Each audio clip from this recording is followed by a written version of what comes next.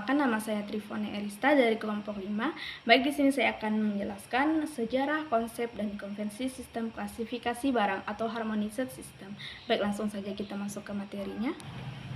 Nah, di sini ada sejarah. Sistem klasifikasi barang atau harmonized system atau disingkat juga HS pertama kali diadopsi oleh Organisasi Kepabeanan Dunia atau World Customs Organization atau WCO pada tahun 1988.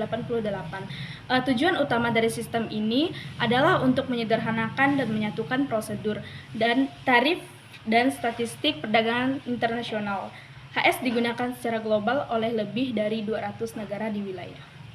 Nah, selanjutnya ada konsep.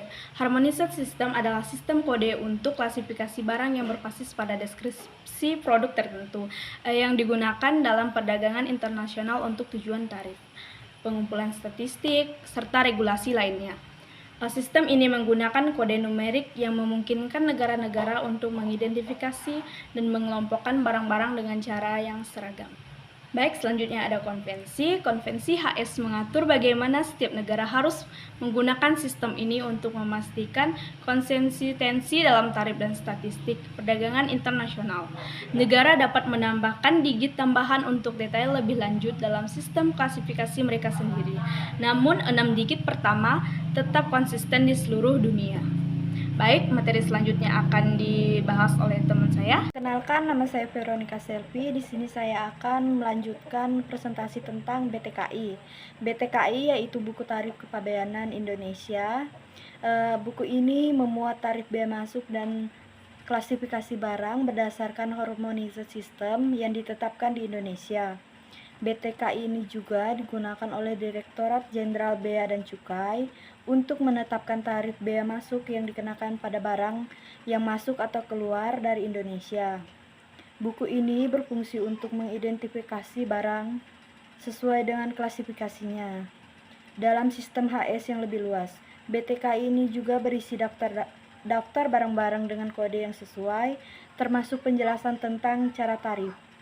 BTKI ini juga diperbarui secara periodik untuk memastikan kesesuaian dalam perubahan global dalam sistem klasifikasi dan peraturan perdagangan internasional. Sekian dari saya serahkan ke teman saya lagi. Halo teman-teman, perkenalkan nama saya Lydia Siska dengan NIM 230966. Saya dari kelompok 5. Saya akan menjelaskan tentang penafsiran dan penerapan ATHN. ATHN ASEAN Harmonized Tariff Nomenclature adalah sistem klasifikasi barang yang diterapkan oleh negara-negara ASEAN dan penerapannya mengacu pada Harmonized System atau HS yang lebih besar. AHTN bertujuan untuk menyelaraskan pengklasifikasian barang-barang di kawasan ASEAN agar lebih efisien dalam perdagangan antar negara ASEAN. Penafsiran AHTN merujuk pada cara negara-negara ASEAN memahami dan mengklasifikasikan barang sesuai dengan sistem tersebut. Hal ini melibatkan kesesuaian dalam penerapan kode dan tarif yang relevan sesuai dengan HS dan peraturan yang ada. Penerapan ATHN di Indonesia seperti negara-negara ASEAN lainnya mengacu pada penggunaan kode ATHN yang konsisten untuk tujuan tarif dan kepabeanan. Indonesia mengikuti pedoman ATHN untuk memastikan bahwa tarif yang dikenakan sesuai dengan standar internasional yang telah disepakati. Terima kasih. Hai teman-teman, perkenalkan nama saya Christina Sihombing dari kelompok 5. Nah, di sini saya akan menjelaskan tentang pengertian dari explanatory note dan supplementary. Nah, di sini teman-teman harus tahu apa itu pengertian dari explanatory note dan supplementary. Yang pertama, saya akan menjelaskan tentang pengertian dari explanatory note. Explanatory note adalah pedoman resmi yang dikeluarkan oleh WCO untuk membantu interpretasi dan penafsiran yang tepat dari setiap posisi atau kategori dalam harmoni sistem. Notes ini memberikan informasi tambahan dan penjelasan lebih rinci terkait barang atau kategori tertentu, sehingga memudahkan otoritas bea cukai dan pihak terkait lainnya dalam menafsirkan aturan yang berlaku. Nah, itu dia penjelasan dari explanatory note. Nah, selanjutnya saya akan menjelaskan tentang supplementary.